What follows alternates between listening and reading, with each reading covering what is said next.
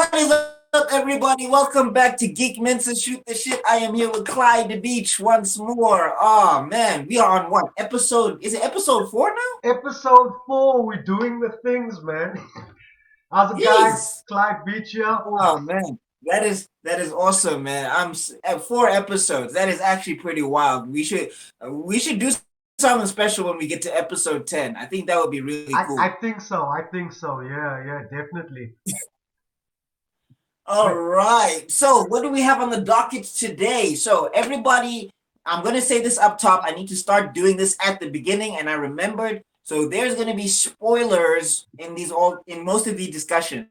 Spoilers in these discussions. So, please, if you are not into spoilers, if you don't want to be spoiled, there will be time codes. You can jump around in the show to get to the specific part you want to get to. Okay? But spoilers.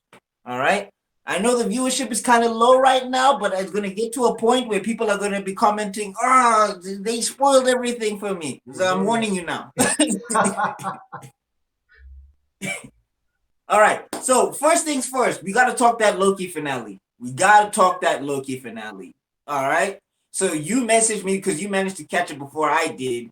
And yeah. Thank you for not spoiling me. That was very, very courteous of you because I had been dodging spoilers all week. Dude, that's why I had to message first. I wanted to be like, this damn finale. No, no, no. I thought it was actually good.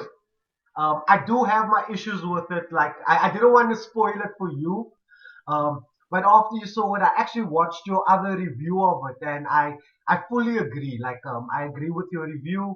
Um, what went down is, I'm just gonna get straight into it. I Let's mean, do it. love the episode. Character building was dope. Sylvie and Loki finally share that infamous kiss.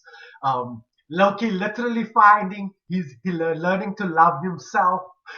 Yeah, it's Um, weird. yeah. Um, and and the biggest spoil, Willy Wonka can. Hey.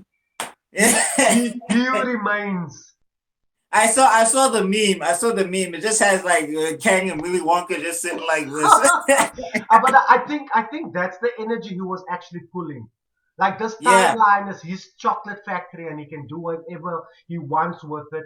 And he plays the cards. And even in Willy Wonka, he's he's looking for a successor. He kind of puts it on the table. I don't know if it was a genuine offer. He offers the Sylvie and Loki to take over the TVA to have control of the timeline. I don't know if that was genuine, or if he was sort of poking fun at them.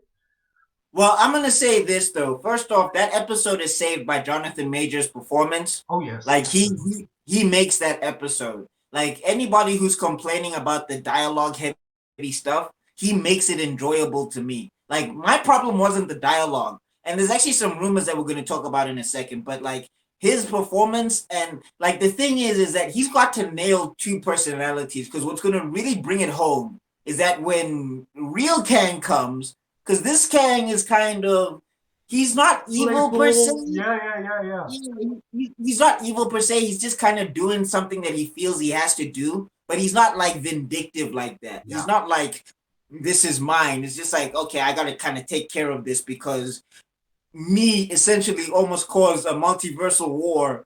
So I like his performance in that aspect. I really liked it a lot. Do you know what I? So Yeah, yeah. What I got from him, I got that chaotic neutral from him. He didn't yeah, feel. there He we go. doesn't That's a feel good one. good. He doesn't feel bad. He's got it's chaos, or he's sort of controlled chaos, but he felt neutral. I think why his performance was slightly over the top. I've also got my theories on that. Was that because he's going to have to play? You're saying one more. I've got a feeling he's going to portray multiple personalities, and if anyone has range, I think he's the one who can do it. Like Yeah, I actually need to watch some of his other stuff because he did Lovecraft Country. Lovecraft Country, which I still need to watch. I Yeah, haven't watched it. Apparently, it's dude, canceled for check season that two. out. Check that out. I've watched it. He's All right, I need to actually check it out. And apparently, it's canceled for season two, which sucks. But there might be a studio picking it up, so okay. fingers crossed. Hopefully, but Yeah, definitely. I got that's a perfect term for it. Chaotic neutral, Yeah, because like there was good stuff that happened in the timeline, and there was bad stuff that happened in the timeline, and he didn't interfere with any of it. He was just like, as long as it's going down this particular yeah, pathway, it's perfectly fine. So like Asgard getting destroyed, not so great. The Avengers managing to save New York, great. So I kind of liked that. That yeah, was definitely the vibe I got from him. yeah. There's definitely look. First, let me get into what my it was a really cool closing of a season. Like you said, it was very dialogue heavy, but all the dialogue was pertinent. All the shots were pertinent. Like even um, um, the castle, the, Yeah, yeah, yeah.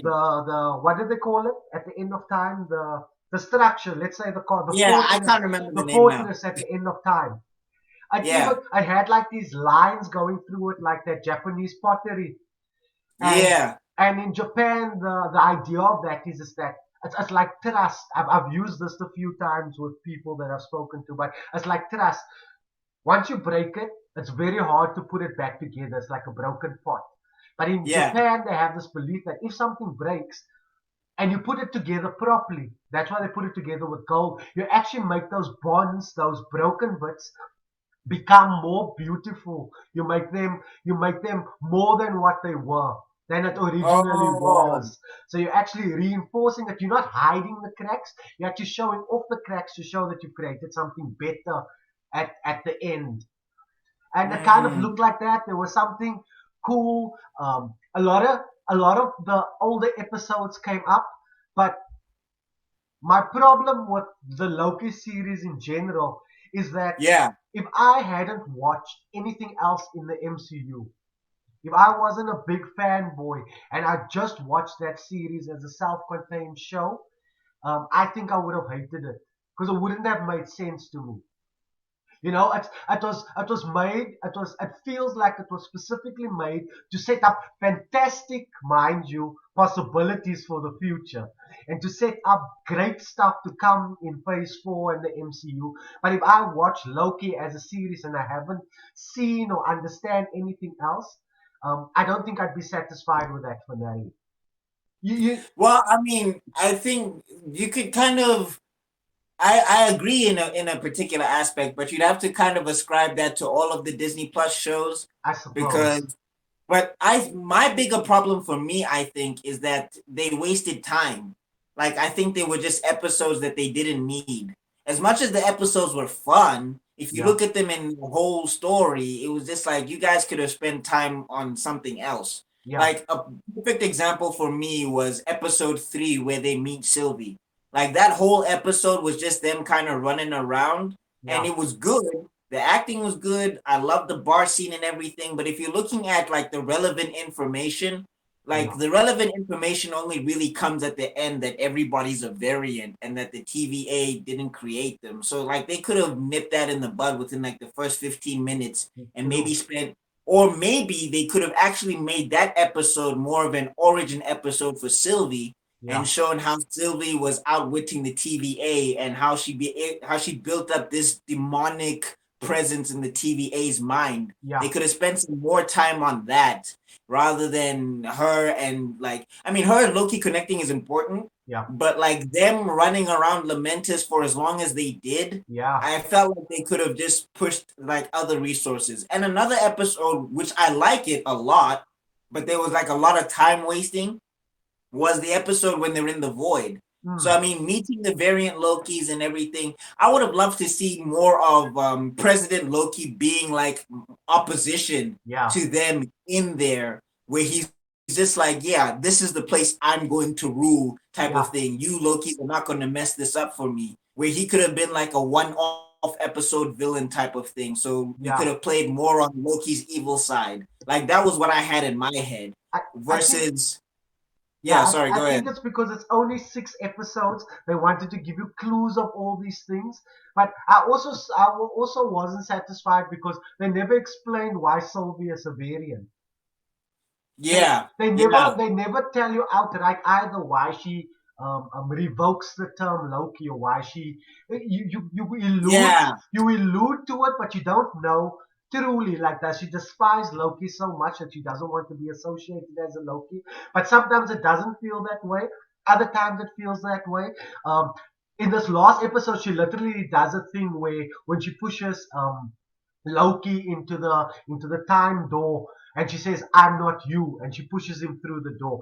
There's also like subversion and things that are you not me? Are we the same? Are we different? Even Kang says two of the same beings sitting in front of me, you know. And when they're sitting in front of Kang, there's like they do the whole Sith Jedi thing where Loki's in the white with his golden sword and she's in her black with her black Yeah. dagger. Like the two sides of a coin type of thing, the good and the bad. Um, what was dope in the writing is that there's a lot of callbacks. There's a lot of import. Like if you really sit and listen to the dialogue and what's being explained and um, setting up Kang the way they did, I actually thought was ingenious. I wasn't expecting it like that because from the comics, us nerds know He Who Remains is actually he is the guy who sits in the fortress. But to think in my head, I was going, oh shit, he Who Remains is a future version of Immortus. Because he was Yeah, in because I think that was the thing. They went with, I think that wasn't Kang per se. I think that was Immortus rather. exactly because he was dressed like Immortus. He just didn't have Yeah. the helmet on, the headdress on. So he even had the medallion on his chest and the robes and stuff. So my head was going like, oh snap, this is Immortus. But then they called him He Who Remains. So I was like, maybe he's a future version of Immortus, which actually sets up your theory you were talking about the last time with Loki for season two. Like season two will continue and him jumping into a different TVA or an alternate Yeah. TVA is that your Iron Lad could show up. Loki could end up in the timeline where Kang is younger and he's Iron Lad. And then Iron Lad becomes Kang or becomes or Ramatet, becomes the ruler, becomes can become Iron Lad or have a future where Kang is Iron Lad or have a Kang or even so they literally doing the Rick and Morty um, style vibe of Formula. universe, Yeah. which actually makes sense because one of the Rick and Morty writers is writing or wrote Loki. It was coming on season two or something like that. So Hmm. we might definitely see that sort of Rick and Morty pocket and parallel dimension universes sort of theory, and that's what I actually think is happening or what they're setting up. That Yeah. that didn't you think like I love that intro. I Oh, the yeah, yeah, Loki yeah. intro where they have all the voices through time. Yeah. Um, They um, had Nelson Mandela and in they there. have I was Nelson shocked. Mandela, they have Greta Turnberg saying something in there at one point, like, what does he say? I'm disgusted. Yeah.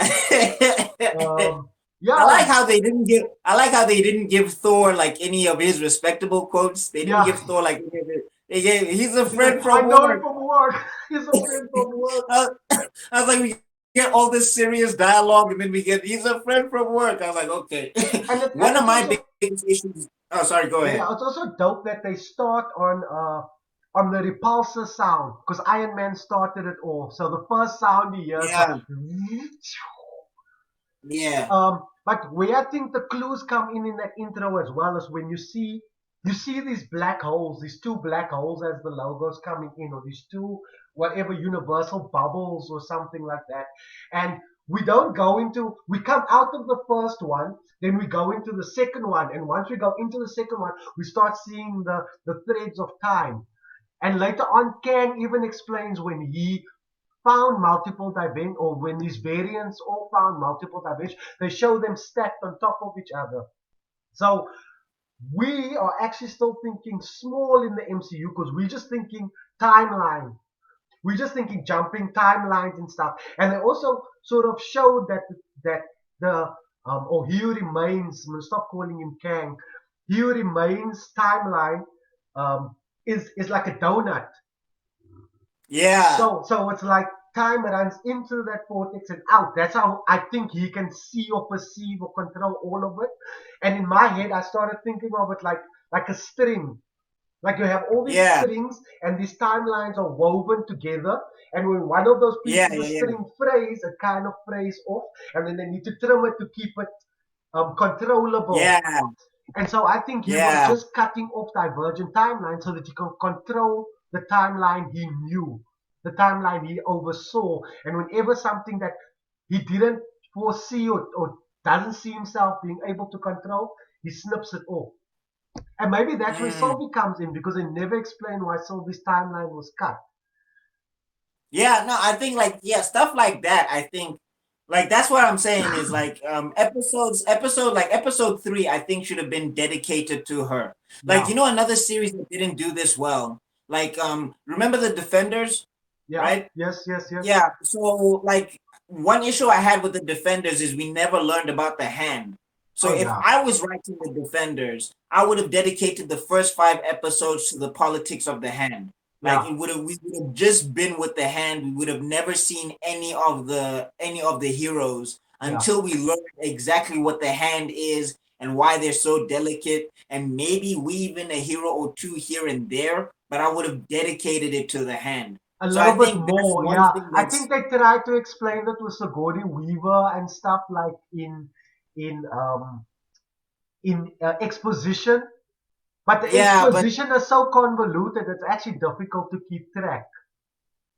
I mean like at that point you know who these characters are. Yeah, Like you know who Daredevil is, and likewise you know who Loki is at this point. You yeah, kind of have a good sense of who he is, but we don't know Sylvie. I yeah, think one of the failings of the show is they don't explain Sylvie enough. yeah. So like Sylvie is kind of flip flopping. Sometimes she cares about the TVA agents. Other times she's stabbing them in the neck and setting them on fire. Yeah, And I mean, yeah, you can headcanon it and say that she's just doing what she kind of has to do to survive, and that's fine. But you kind of still need to learn a little bit more about the yeah. character, which Look, is I think, yeah, yeah, from the dialogue heavy stuff, I think, oh, this is what I took out of it. When Kang is talking to them, he talks about the the Gilgamesh, the hero's journey. He gives them the stereotypical story plot. He's like, your story can't end until you've been changed by the journey, right? yeah, That's story writing 101. That's the hero's journey, the clock. Um, yeah, I think what happened or what that was alluding to was the moment that Sylvie killed Hugh Remains. Why she still stabbed him because and why there was two of them. Loki was the one who was actually changed by his journey, but Sylvie yeah, hadn't reached that point yet, and that's why yeah. Sylvie killed him, and why Loki stood up for him because Loki's personality, and to show that the two of them are supposed to both be Lokis, and why she told him, "You're not me." Because they were showing that they actually everything she did and whatever was out of self-interest, and she hadn't fully overcome the vengeance or the her vengeance, and Loki had, and then he gets sent Mm. into another time. And I think that's also might be setting up. I don't know if you remember the old show called Sliders. I watched a movie called Sliding Doors that I think was based on Sliders, but Yeah, I didn't. I used to watch the series in the past.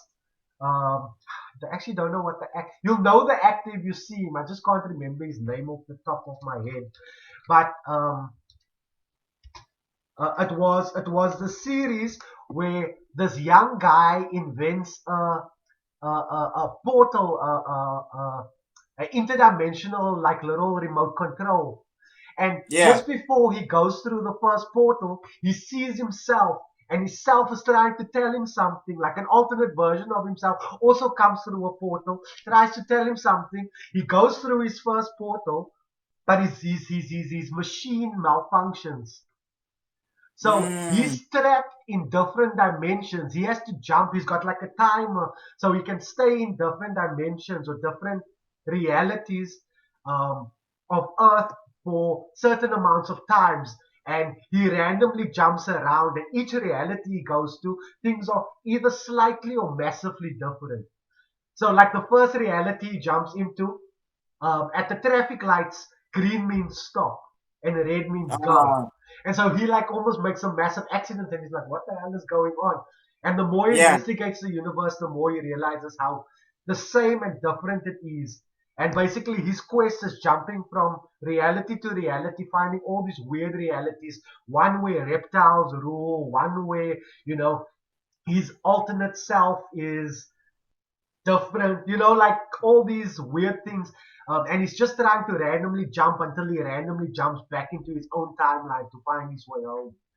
They actually have Ah, in that one episode, in one of the episodes, they have like the short like thing, and that always stuck with me. That little bit in that episode, he jumps back in time, but he's only there for like 10 seconds in this one reality, and he's like, okay, I only have 10 seconds to figure out if I stay here or not, because if he doesn't jump back through the portal, he's trapped in that world forever.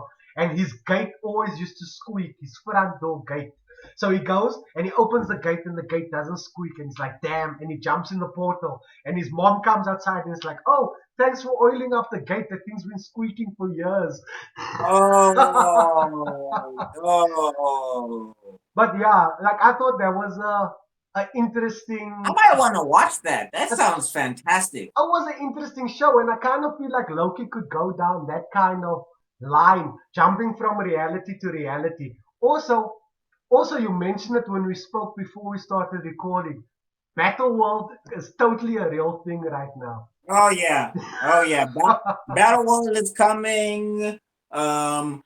I actually want to do get into that, but also before we close out here, I just want to say, so for me, I think the action scene in the finale was not necessary. We didn't Yeah. need that because I mean that was just for them to like. It felt like padding, honestly. It felt like they were just having like a fight scene to have a fight scene I a little bit.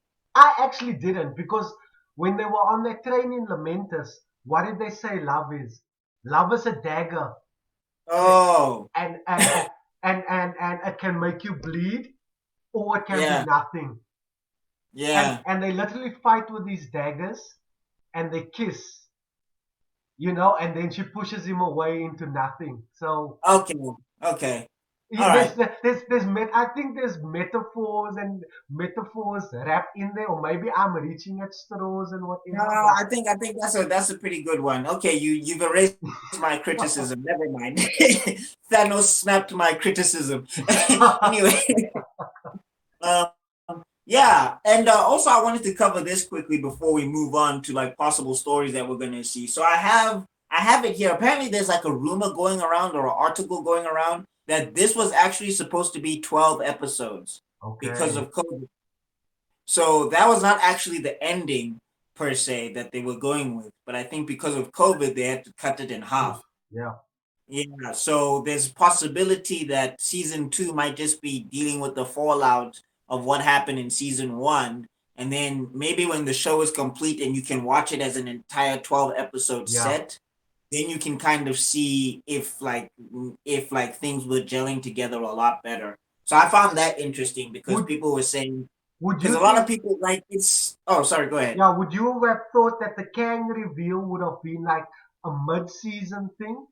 I almost feel like that would have been the end. I would have actually had more padding in between the episodes, or more Yeah. exposition in between, like, episode one and two. Between episode one and two, you'd have another episode, or so forth and so forth, to just show the character building and development and stuff like that a bit more, explaining the laws of that universe a bit more.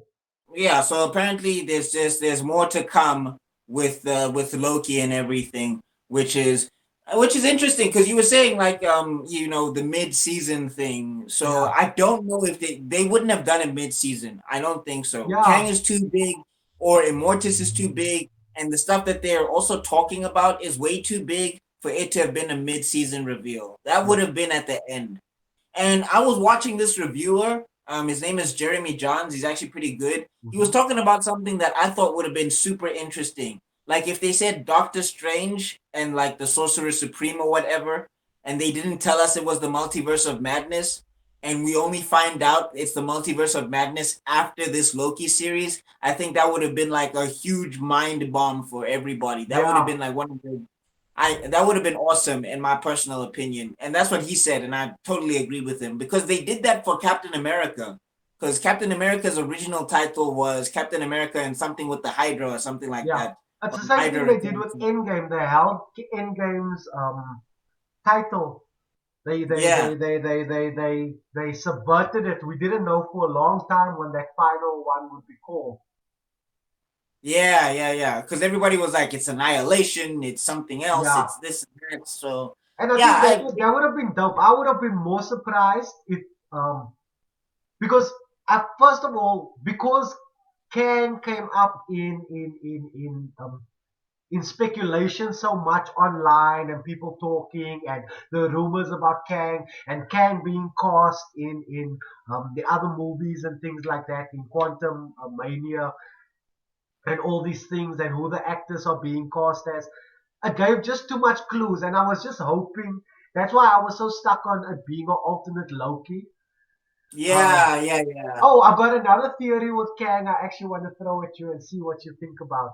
Because All right, let's go. because Let's I do was it. thinking about some stuff. But let me finish this thought first. And Cool. because we know we get too much clues about casting, and us being so curious, and we should know curiosity kills the cat. Um, we take out so much clues that I was hoping that it wouldn't be revealed as Kang. But I think if I didn't know Kang was coming and they revealed it as Kang in this episode, I think I would have been more mind blown. You But I know? think that's the I mean that's just modern like executives at this point and everything. Yeah, Like they're not creatives in a sense, like they're business people. So in their mind it's get everything out and get people as invested as possible yeah, or whatever. Whereas like if you had like an executive who was a creative as well, he would probably say, let's hide this. Like yeah, trust me, it's gonna pay off and all of that good stuff. Let's just tell them that he's not coming. Let's yeah, throw out more misdirects. Let's throw out more of this and that. Let's make it look like it would have been an alternative Loki that's yeah. coming. Let's make sure let's throw lots of King Loki references and all of that stuff. And Exactly. then And when then it's subvert Kang, it everybody was like, completely. "Oh my God, it's Yeah, Kang! What yeah. the hell?" And I think one thing they did really well, like you mentioned before, the writing was on point. How they explain the Kangs working together and setting up these timelines, showing subtly in the little holograms that he created. Like you see the TVA stops, you see the canisters, you see the doorways. So it's like, okay, this is Kang technology, and how he explains that they work together to create this interdimensional travel and things like that. That was spot on, and that actually put a layer of Kang and depth and like explaining how what's the thing called the smoke beast um um um Why like am I it, forgetting this the now? thing, yeah, the thing that eats off, that feeds off fractured Oh, reality, Elias, Elias. a liar, and that he was the one who was able to like tame and keep himself sort of safe and stuff like that. That was actually like really like on point. It all made sense. It worked perfectly. It was um so at least they do have their head screwed on tight. Here's No, yeah. here's my theory. Weird theory. What if Kang, like Reed Richards, like Nathaniel Reed is Kang. He's his human name, right? And he's a descendant of Reed Richards. Yeah, But in the MCU, Reed Richards doesn't exist as far as we know, yeah. right? What if he turns out to be a descendant of Tony Stark? Because think about it. Technically, Tony Stark invented time travel or perfected time travel, right? Uh-huh.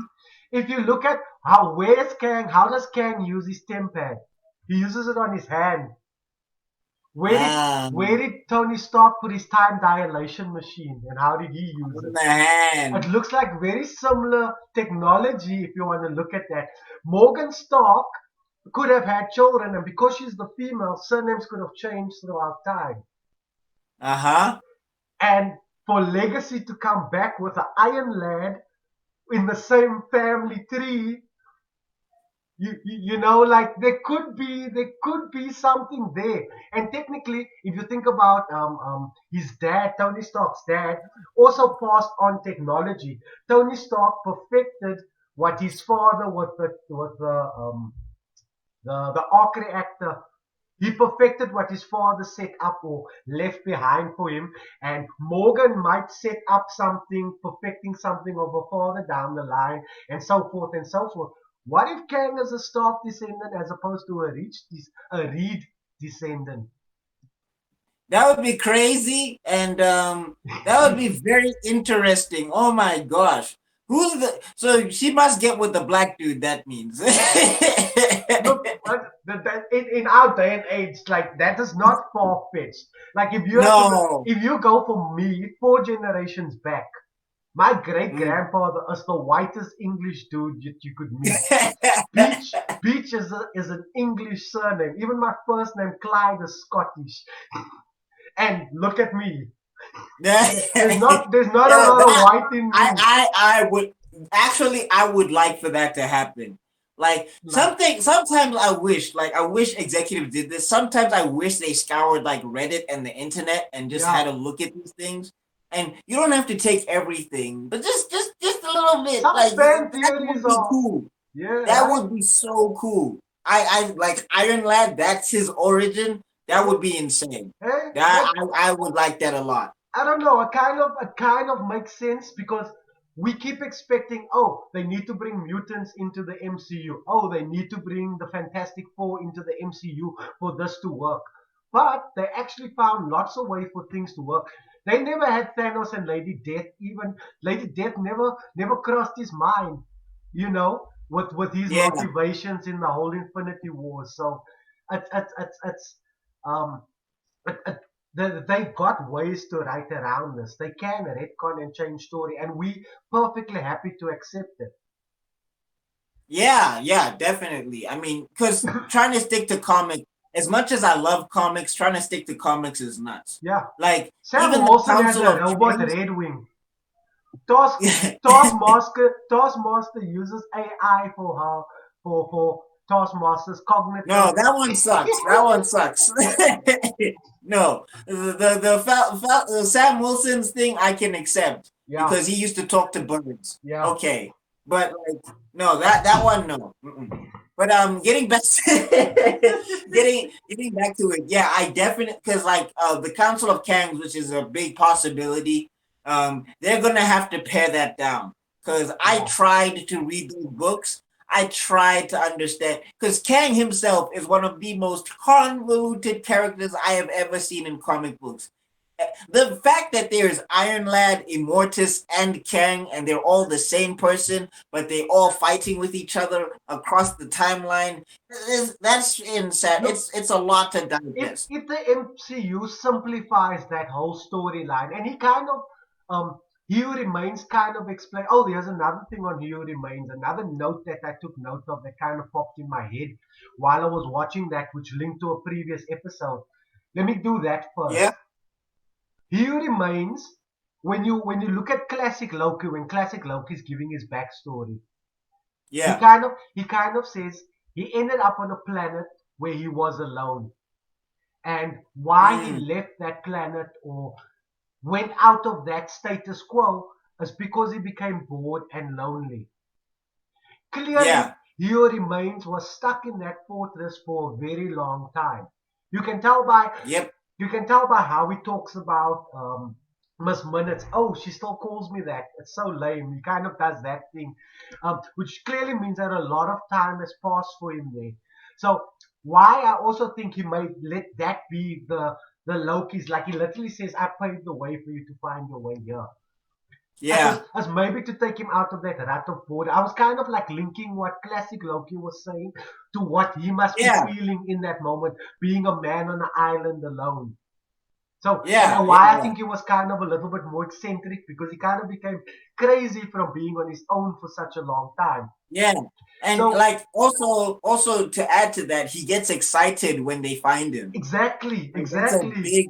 that's a big thing. Like he's so excited to talk to somebody or something. So I definitely can see that. But here's the point of all the Kangs, Ramatut, Island, all those guys. Overall, what is Kang's main quest? Kang is trying to prune and create timelines because he wants Kangs to become immortals. He wants all the Kangs to become immortals at some point. That is the bigger overarching theme. So that when they become immortals, they know that they are the ultimate version of themselves. And they have the same vision. So he's actually manipulating time so that every Kang becomes an immortus, right? So Yeah. that's the simple answer to all of this. Like that's Kang's thing, and I almost feel like he remains, like we mentioned before, he reached that goal of being an immortus. That's probably when he tamed Elias, when he pruned his own timeline. Because I am actually theorizing that that timeline that he pruned, there might be other Kangs who've done it, and they existing on higher levels, and he's believing he's the only one with the one true, because a Kang or an Immortus would be conceited enough to believe that, and even what he calls it, the one true sacred timeline, he would be that narcissistic. He even says it. He even says it Yeah. when they met each other with narcissism and ego, and so who knows? Yeah, but I do know that multiversal war is definitely like battle world basically. One okay, so actually let's actually start talking about some stories that we could see.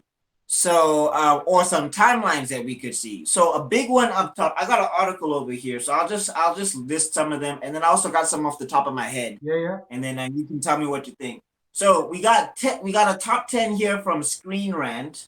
And so one is where we get Gore the Butcher, Gore the God Butcher, when he Yeah, yeah. manages to butcher all the gods, and Thor becomes king of Asgard, but he's like alone, so like he's by himself or whatever, and that's a big possibility that we could see, because I remember that timeline being very dark and everybody's dead and Thor's Yeah. by himself type of thing.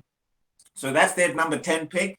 Um, Number 9 is Age of Apocalypse. That's one that they Oh, got. wow. Yeah, Yeah. they're thinking that Age of Apocalypse could show up.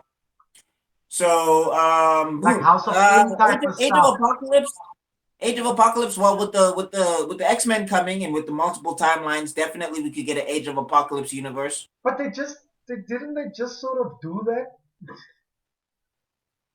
Yeah, I guess so. Yeah. Wait, where though?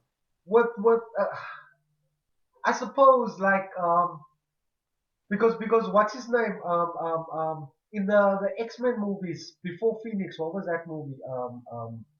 Oh, that was yeah, geez. It was First Class, No, be and after then it first was Days of Future Past. There we go. yeah, but after Days of Future Past, they did the lame one at the Oh, yeah, young. that's Age of Apocalypse. Well, Yeah. was that Age of Apocalypse? That's exactly what I'm trying to say. Would they redo it? Would they bring it like into the direct MCU like that? Would they revisit a storyline? Because it's more complicated to just do. Because then you have to set up who Apocalypse is, um, how he's the source of all mutant abilities. I think is he an Eternal? Like now they've got this Eternals coming up. The Sinestrals are a thing have been mentioned. You know, the Eternals are coming up as is it a movie? A movie as well. And if anything, I think the Eternals are somehow going to touch into mutants and that stuff. If anything, and then if you Mm, have to have the Eternals, you have to now combine Apocalypse into that as well, and ancient Egypt, and maybe Kang has something to do with it, the ruler, It's a lot though. It's a It's a lot. Like I lot. can see what you're saying. It's So a Age of Apocalypse for me, I don't know if it's gonna happen. I mean, I know Madripoor is there because of yeah, Falcon and the Winter Soldier. So we are getting like hints of X-Men lore in the MCU. yeah. But yeah, Age of Apocalypse, that's a lot going on. So number 8 on this list that they have, we also saw it in the What If trailer, which is actually something that we should talk about Yeah. after we cover all of this, because I do want to talk What If, because that was amazing. But another one was this Marvel Zombies. Marvel Zombies, Oh yeah. apparently they're thinking we're gonna get a live action universe version of that. So maybe as people are hopping through timelines, maybe we'll get some sort of where everybody's what's this? Zombie. Everybody's a zombie. Yeah, Yeah. All the universe where Deadpool kills everybody. He kills all the heroes in the MCU. that would definitely be like an R-rated story. Yeah. But that's actually look what this opens up, and like you're mentioning now, we did see in the trailer, we kind of got a clue for Marvel zombies, with Yeah, Captain America being a zombie. So we definitely yeah, get a clue for it. What would be really dope about that is you could even have something like Sakar, like World War Hulk. You could have a yeah, what if story where Hulk got pissed off and had the classic comic book version of the story yeah, where Planet Hulk turns to World War Hulk, where he comes back pissed off and takes out all the Avengers. But then you have to bring yeah. the Sentinel into it, or what the Sentry into it, and that's a whole Well, other I mean, story. you could replace the Sentry with Thor. You don't I have to suppose, definitely use the yeah, it could Sentry. actually work like that. But how we won was by getting the Sentry and the Void or these two sides. Let's not get into Yeah, that convoluted, but yeah, you could do a simplified thing. And the what ifs, like you mentioned, like um, then you could get a lot of different producers, different people who tell stories in different ways. We already yeah, seeing that, like One Division was like sitcoms, Loki was kind of like a mystery buddy cop type of thing, and imagine Marvel Zombies. You literally have like a Rick Grimes, a Walking Dead style show, but set in the Marvel universe. So you could actually that could really work. You could have what I think they try to do with the Runaways. They yeah. have like a I team. haven't actually watched that though. I watched a bit of it. It's not as good as it could have been. It's not as good as the Okay, comics. That's my okay, honest opinion. I okay. don't think the dialogue is great. I don't think the themes and stories are that strong. Um, Mm, it's okay. It's okay for a okay. leisurely, not thinking kind of watch. You know. Oh, okay. Yeah, okay. Um, All right. Let's get back to these timelines for a little bit. yeah. Because I actually also do want to talk some storylines in particular. Right now, we're on the timeline. So, another one that they've got over here for number 7 is Hulk the End.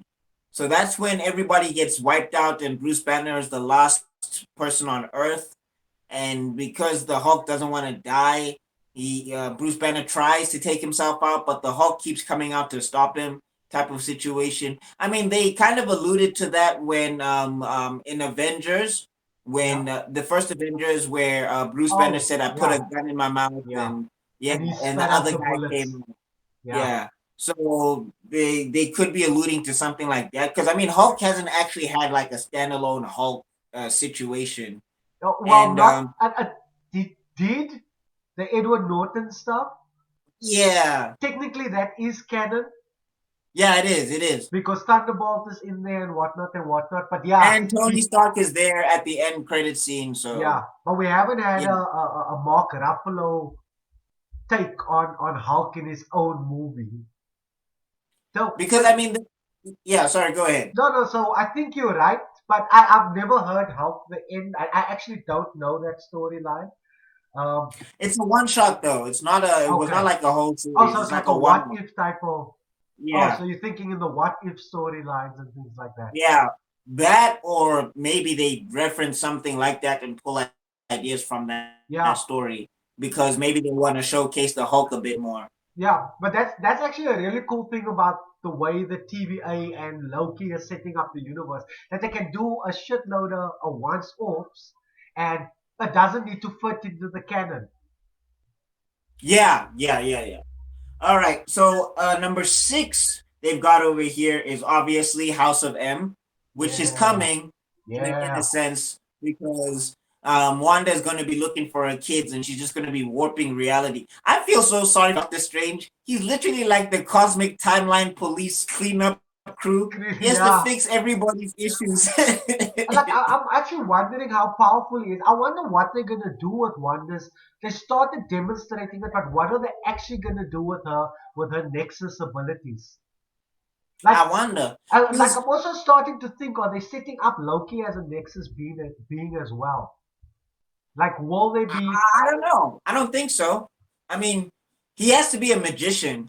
I think one thing that I also don't like about the Loki series, just to go back for a second, is they severely underpower Loki. Yeah, Like, I feel like when he comes back, he's got to be able to stand shoulder to shoulder with like the Sorcerer Supreme and WandaVision. So I think they owe him being like a Nexus being yeah, because like Thor technically is the strongest Avenger yeah. technically right Classic, now. classic Loki literally told.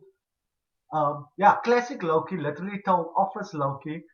I call him Office Yeah, Loki from now on. yeah, Literally told Office Loki the same thing Odin told Thor. He told yeah, him, "Are you, you know that whole, are you the god of thunder or the god of hammers or the god of thunder? The hammers is yeah, the conduit." And classic Loki basically tells him that your dagger actually limits your power because you don't yeah. know the extent of your magic, of your actual powers. So maybe that's going to be some kind of trigger in the past. Like you said, like Loki was a bit nerfed or seemed a bit nerfed in this until classic Loki showed some badassery, which means that Mm. our Loki has the potential to do that and even Yeah, no, further, you know?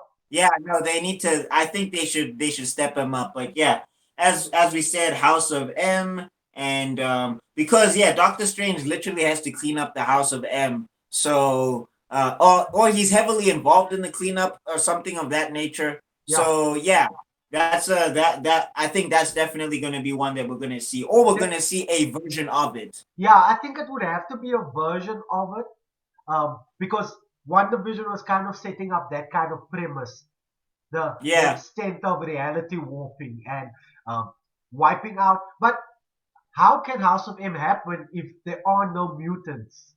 Would you wipe out? Maybe they could change Would it to like Yeah, superheroes. we should They wipe could, out all superpowers in the world and just nerf the world to be like our Earth, our passive Earth, you yeah. know? I mean, that's technically kind of what she did when she was there Yeah, in her own series. Is she ends up like warping everybody to be a specific version of what she yeah. wants. So they could easily just like transfer that to okay, all this superpower stuff needs to stop. It sucks. My husband's dead. I got no kids, and then she just wipes out. They could do something like that, and then Or she could do it in the reverse. oh, and She, just she, add powers to the she does the world. House of M and she actually creates mutants, trying to bring her kids into the world. She creates like you know, like the Terrigen gas type of things with the Yeah, what are they called, the Inhumans. Inhumans. Yeah, what if she kind of does that kind of thing and she like puts out these powers and these tendrils just leak out and people just start manifesting mutant abilities and she brings mutants into the world. But then it would be tough to do stuff like Magneto because like Magneto's whole thing is that he's from the Comes from 1940s and yeah. he no not the 1940s, sorry. Is it 1940s or 30s? Somewhere in the It would be the Holocaust era. late 30s. It would be the late 30s because the Nazis, Hitler died in 1944. And I think Yeah. the war was, what, 6 years or something, or 8 years before that. So it was, yeah, in that time. Hey, they make it seem like it was forever. Like when I actually look at how long that war was, I was like, yeah, it was long, but Yeah. it's not that long. Anyway, number five, they can skip this one in my opinion because I think it sucks. But number five, they've got Spider-Man Reign, and I don't want to see that. I'm good. Spider Man? Reign, Spider-Man Reign. Have you heard of it? What is that? Maybe I've heard of it. It's just, Okay, so Spider-Man Reign is where Spider-Man gets old and Mary Jane dies because of the radioactivity, because Yeah. of Spider-Man's blood, basically. And it's basically kind of like an old man Logan situation with Spider-Man, except that yeah, Mary Jane dies from his bodily fluids being irradiated, and she gets cancer. Yeah, So we can skip that one. yeah, yeah, and I'd rather see in a story like that, MJ has a kid and Mayday Parker comes into the story. yeah, Maybe even let's Scarlet Spider, you know? let's do that. Because Yeah, also, I don't even think the comic book is that good. I think it's kind of just dark for darkness sakes yeah, sometimes. In my personal opinion, I don't know if there's anybody who's gonna be swinging for the fences to defend Spider-Man Reign, but I just know that for me, I did not like it, not in yeah. the slightest. And I do you know what? Like to actually give it credence, I wouldn't actually mind. You're gonna hate me for saying this, but I wouldn't mind seeing that the Clone Wars, the Clone Saga, the Spider-Man Clone Saga. I wouldn't Actually, I wouldn't mind a actually, Ben Riley showing up or Kane showing up, you know, like I think we redoing it could be quite interesting and doing it like with a modern take and stuff. Actually, I think the issue with I actually didn't mind it that much. Like I read it. I think the biggest problem with that series is they kept on saying who's the real Peter Yeah, Parker. So they kept on like killing off the real Peter Parker, and I think that's what irked people yeah, is that he was like, "Oh, who's the Peter Parker? Who's the Peter Parker?" It's like, okay, you can do that for 2 issues, but when you get to issue 14 and we're still asking who's the real Peter Parker, then it's enough now. yeah. I think But I think the actual concept of it was not bad. Kane was a brilliant addition. I yeah. think I do like Kane a lot, and Ben Riley also was fun. It was fun Yo, to read dude, like some Scarlet Spider stuff. and like the Scarlet Spider, even his evolution, I really like his evolution of costumes. Yeah, I actually Scarlet Spider. I like every variation of the costume he wears. You know the hoodie costume, and yeah, then he has the new one he has now is the black and red one. Kane wore that for a yeah, while, but now Scarlet Spider Ben Riley also wears that one with the big black yeah, yeah, eyes, and it's just like black and red. Looks dope. yeah, I wouldn't mind yeah. seeing that.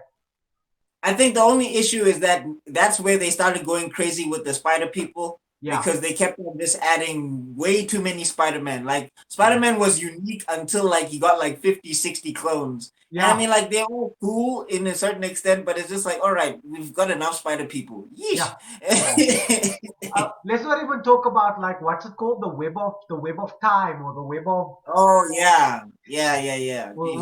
where all the Spider-Men from all dimensions are all connected and could connect through the interdimensional web.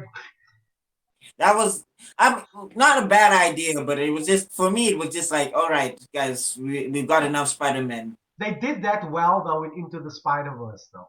Yeah, no, I think because they pared it down. Like I Yeah, think we had like I think what we had seven Spider-Man maybe. So it was in Peter Parker, Miles Morales, Gwen two Peter Stacy, Parkers. Peter Parker. Yeah, It was blonde Peter Parker, the dead one, the one who died. Miles yeah, Morales, then the older Peter Parker, yeah, Noir Spider-Man, yeah. Who's Peter Ham, Parker? So yeah, yeah, Penny and Spider Ham. Yeah, yeah, seven. seven. Yeah, it Oh, was Gwen. Did seven. I say Gwen? Yeah, no, oh no. Eight. Eight then. Eight. Eight. Yeah. Like a spider's legs. Huh? Oh, I just caught that now. I also just caught that now. Oh, well, I mean, like eight is manageable, but when you Yeah. start getting to like 16 and 35, like Yeah. with the Spider Verse event, where they were just having Spider Man, I like the story was kind of cool in the sense that it was the Spider Man versus the people who eat Spider Man, Yeah. and they kind of sent them to this world where like radiation everywhere. So they had like the I forget the villain or whatever or the villain family. They kind of have to stay in this place because if they go outside the radiation will kill them immediately. It Is was that a the dude recent, that's almost like vampire people that want to absorb the spider? Yeah, yeah, yeah. There's that whole storyline, and Craven comes into that storyline as well. yeah. Yeah, I vaguely remember, but I know what you're talking about. I can't remember his name though. Yeah, I just remember like the reason why it was one of my favorite stories is because I'm a big fan of John Romita Jr. yeah, Like John Romita Jr.'s art style, I like it a lot, yeah, especially when he was doing Spider-Man. yeah. Like for me, it fits Spider-Man a whole lot. So I that's why I remember that story so much, so vividly in my Didn't he mind. do Big Time Spider-Man also at one point? No, no, no. Big Time was somebody else. Big Time was somebody else. Trying to remember. Big Time was the same person who did Spider Island. I Oh can't yes. remember the Oh, that's name. what I'm thinking because you kind of mentioned yeah. Yeah, yeah. Spider Island was also another story where I was like, yeah, it was not bad, but yeah. But anyway, Oh, this is what I'd like to see. Sorry if I can just jump in for one go second. ahead, go ahead. What I'd love to see in live action, and I think could be such a dope Spider-Man, is the Spider-Man mutation arc where he becomes Man Spider. Like, Oh, like just imagine oh. like you turn it into a semi sort of horror story, and Peter Parker slowly going into the state. It's like becoming a werewolf. You know, he's descending into this darkness and become this Mm. creature, and have I don't know someone kill him. Because I know in that one it was the Punisher that That's from the animated series, though, that's from isn't the it? animated series, yeah. But Yeah. I'd love to see like a man spider sort of arc like that where Spider-Man just goes nuts and he's like a monster in the city. That would be cool. That would be cool. That'd Yeah. be cool. I'd like to see that The too. All right. consequences So, of mutation. yeah, yeah. All right. So number four, we've got Age of Ultron, where Ultron conquers the world. I know a lot of people wanted to see like what's this? I know a lot of people wanted to see Ultron come back because they felt like Ultron wasn't menacing enough in the Age of Ultron movie. Yeah. So I think they would push for something like an Age of Ultron timeline, essentially, where he like wins and he takes over, and then they kind of have to take the planet back from him, Yeah. type of thing. But I think we've seen things that are too similar to that already. Yeah, Like yeah, for Ultron just to come back again and be like, listen, humanity is out of control. I'm going to fulfill my father's wishes, which is Tony Stark. I'm gonna. Oh, his father was Pym in the original stories. You know, Pym yeah, fuse and actually become Ultron at one point as well. yeah, yeah. I saw that. Yeah, there's like a whole weird thing, and then eventually they break through because Ultron's AI is so sophisticated through to his humanity, and yeah, Yeah, I think it's too convoluted now to go back to that. I yeah. think we've No, they. I think Okay. we've seen it, and I can see what you're saying. there's so much in the Marvel universe that we can tap into. Why would you want to recycle old stories? Because I'll say this though, I thought Age of Ultron, like I know Age of Ultron gets like a bad rap initially. I don't think it was like a bad movie like that. I think it was a pretty good movie in my Yeah, personal opinion. Like I enjoyed it. Like I understand that there's a lot of we got to set this up and we got to set that yeah, up, but that felt like executive hands dipping like their hands into the. Because I know it's like I know it's popular now to kind of hate on Joss Whedon, kind of sort of, which I don't even think it's his fault. yeah, I think that was like DC executives being terrible at their jobs and not keeping a director in check, yeah, more personally for me. But like going back to Age of Ultron, I thought it was a good movie. Yeah, yeah. there's a lot of setting up and what's and oh the Infinity Stones are coming and all of that stuff, which they could have done away with. But overall, I really enjoyed that movie and I enjoyed Ultron. So I don't think they got to go back to him, in my personal Yeah, opinion. I think it's a lot like Loki, for instance. So that Age of Ultron needed to happen. If that storyline didn't happen, we wouldn't have had Wakanda. We wouldn't have had a setup for Black Panther. We wouldn't have had the Sokovia Accords that set up Civil War.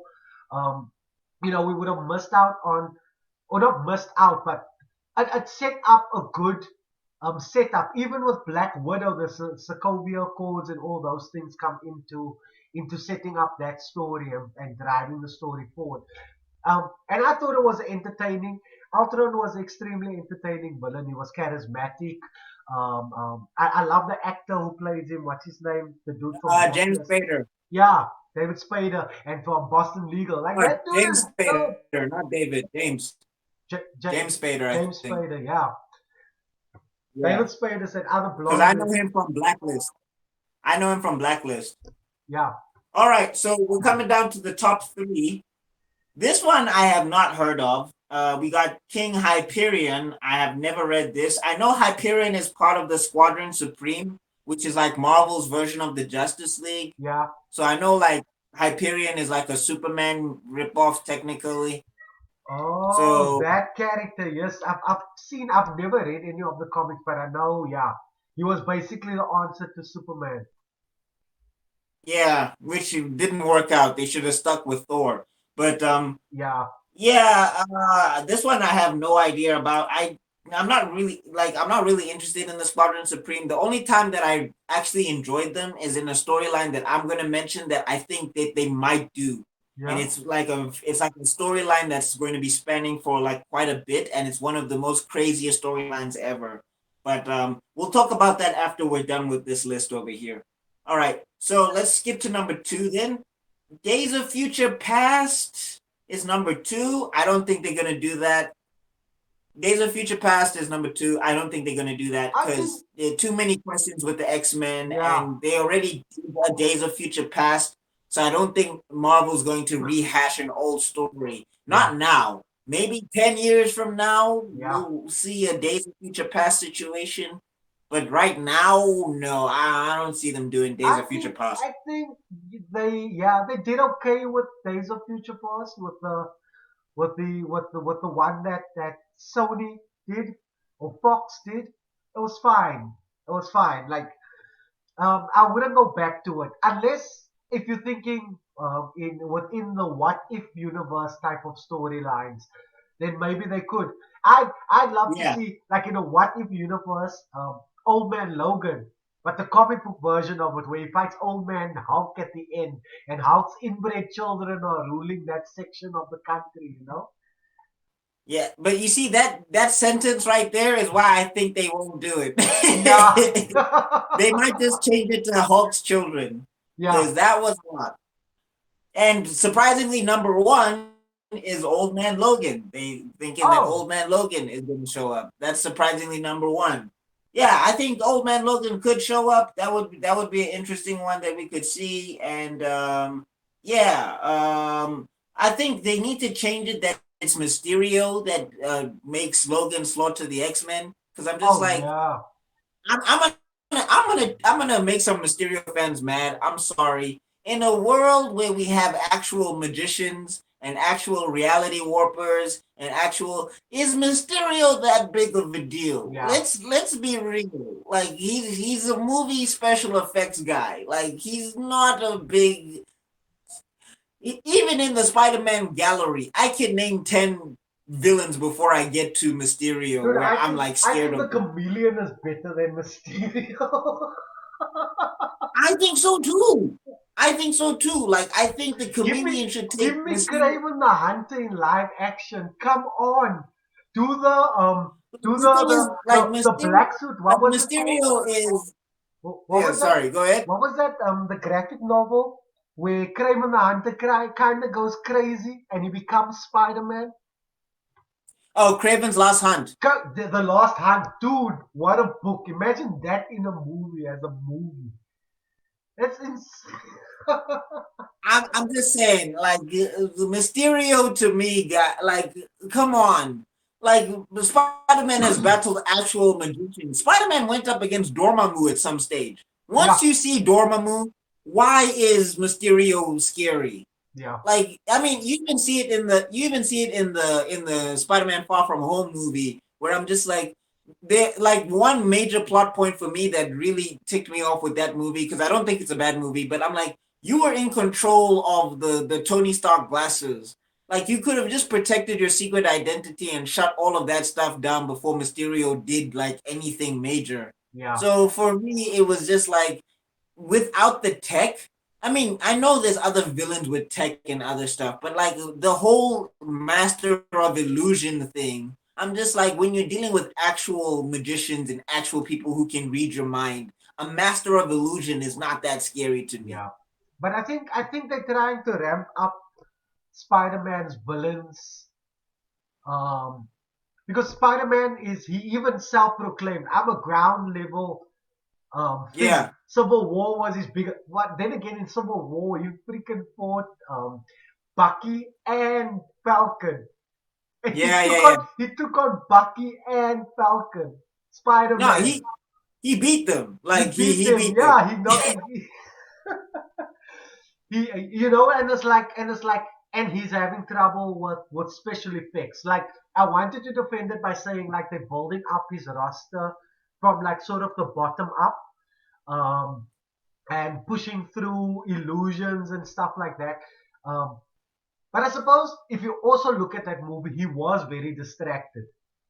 Yeah, but I'm saying like don't get me wrong. The visual effects was Yeah, spectacular, and like that was all thrilling, and I get the concept behind it. But like if you were to tell me, look, you have two choices. You either have to fight the Green Goblin or you yeah, gotta fight Mysterio. I'll pick Mysterio because the Green Goblin will kill me. yeah, yeah. And I'd love like there's another thing. I'd in this universe if I could. Oh, I don't have any power over it, but how great would it be to see the ultimate um universe's version of Green Goblin in this story? The one that kind of helps out, you know? Yeah, Like that was actually because that was actually also quite scary because he yeah, kind of had like a personal like a two duality fold thing going yeah, on. Um, theories are actually running around before we move on to some other storylines that I'm hoping to see. Theories are running around that Ned's dad might actually turn out to be the Green Goblin because they don't have Harry Osborn in yeah. the so they might do something like that. Like Yeah, all right. So we talked Old Man Logan. All right, so here's a storyline that I think would be really cool. So you know the Illuminati, right? Not the triangle.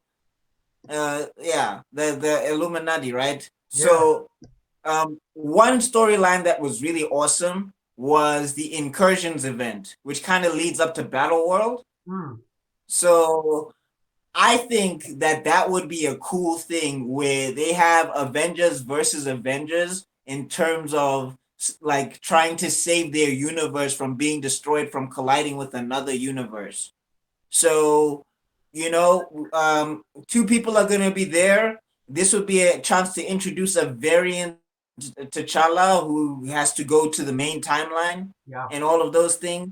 And Fantastic Four is coming, so Reed Richards is there. X-Men is coming, so Professor X could be there. We've Yeah. already got Doctor Strange, Uh, and a I not and Namor is coming as well. a not dead So they, Tony Stark. And a Tony Stark that's not dead. yeah, I Yeah. mean, they could pull him from another, or they could get crazy and use Iron Lad to replace Tony Stark's Yeah. position.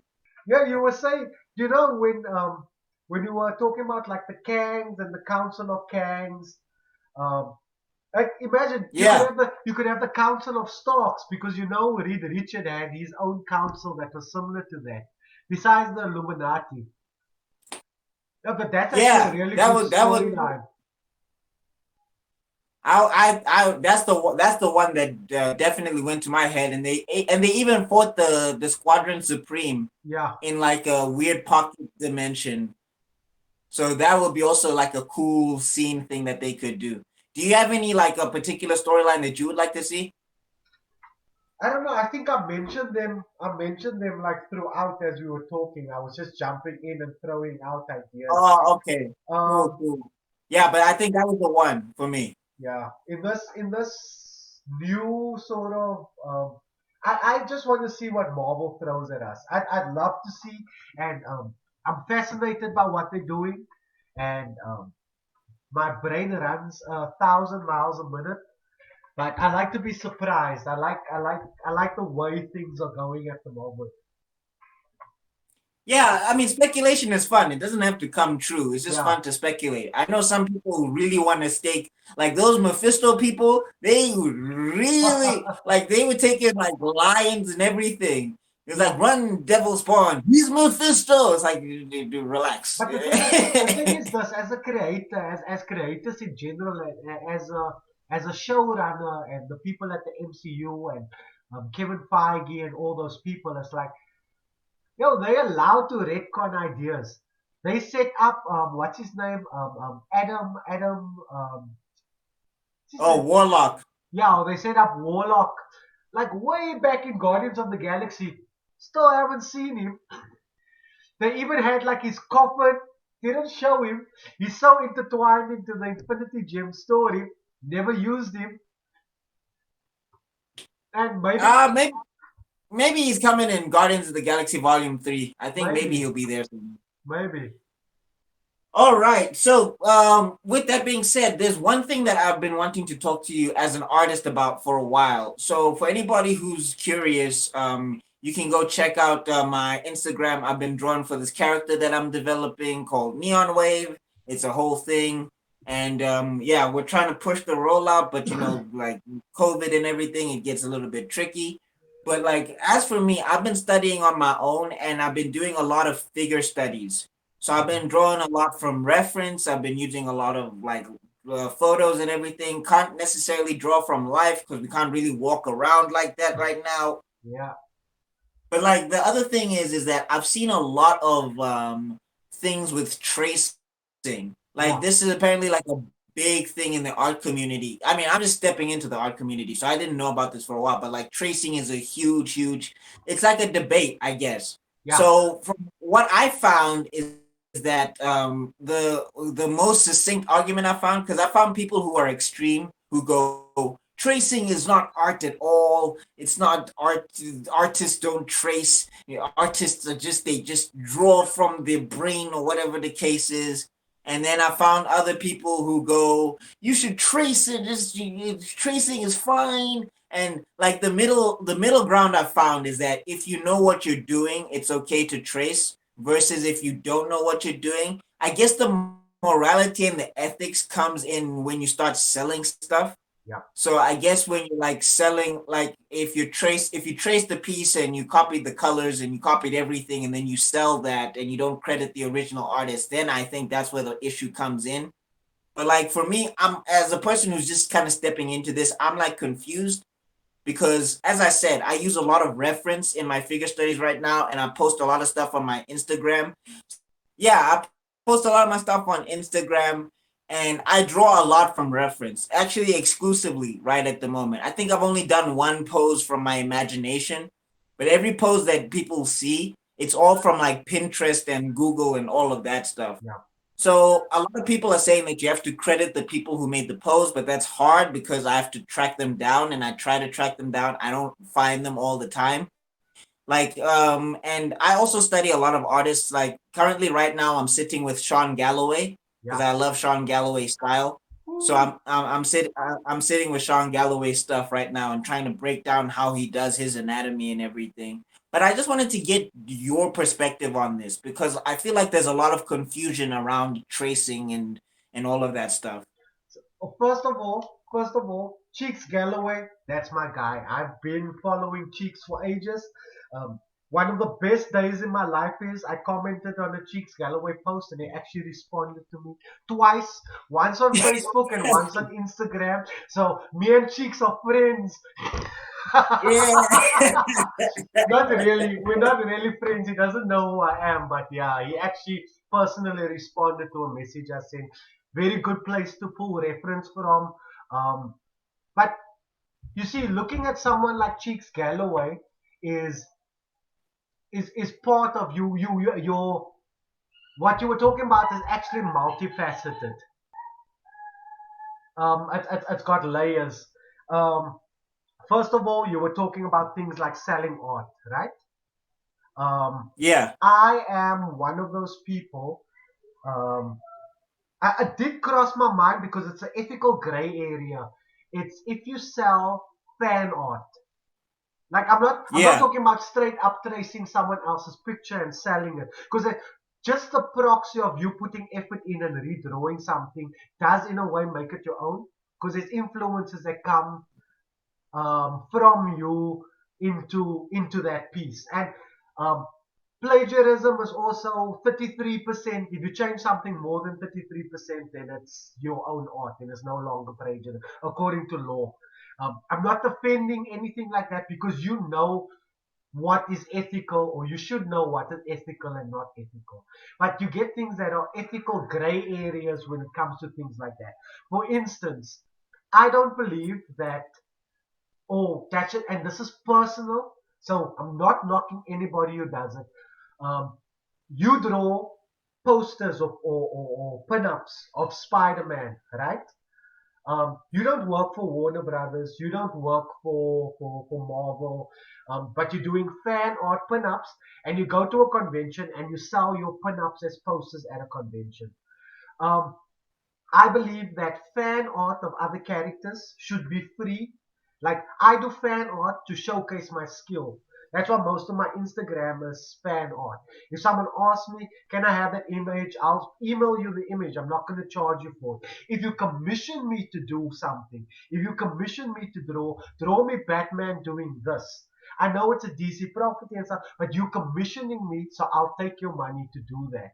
But if I'm physically just doing fan art, um, because it does two things. Oh, this is just my opinion. So everyone is different, and if you are selling your fan art posters and stuff, please do it because people need to make their money in the art world.